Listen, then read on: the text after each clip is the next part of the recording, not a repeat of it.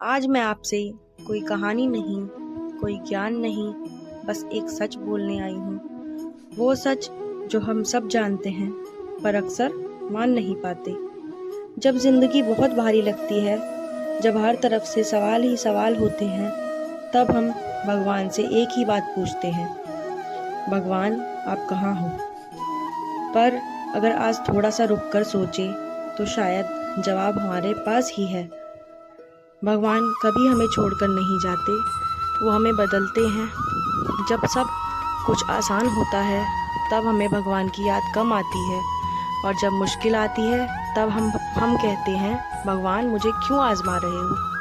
सच तो ये है, भगवान तभी आजमाते हैं जब वो जानते हैं कि हम उससे पार कर सकते हैं। जैसे सोना आग में तपता है, वैसे ही इंसान मुश्किल में तपता है, और जो तपकर निखरता है वही आगे चलकर मिसाल बनता है।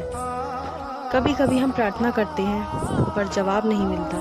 हम रोते हैं, गिरते हैं और सोचते हैं शायद भगवान सुन ही नहीं रहे। पर याद रखना, भगवान की खामोशी भी एक उत्तर होती है। वो खामोश इसलिए होते हैं क्योंकि वो हमें मजबूत बनाना चाहते हैं।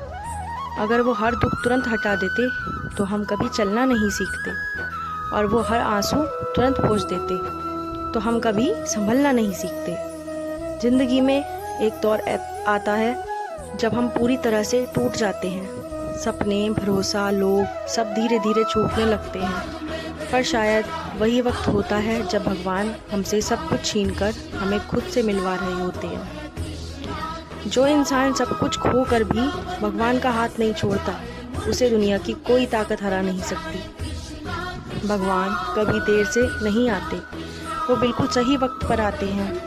हम बस इंतज़ार पसंद नहीं, इसलिए हम समझते हैं कि भगवान हमें भूल गए हैं। पर सच ये है, जो चीज़ वक्त के साथ मिलती है उसकी कीमत ज़्यादा होती है।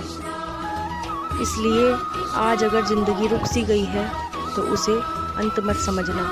शायद ये भगवान का तरीका है तुम्हें अगले मोड़ के लिए तैयार करने का। आज बस इतना याद रखना, तुम अकेले नहीं हो।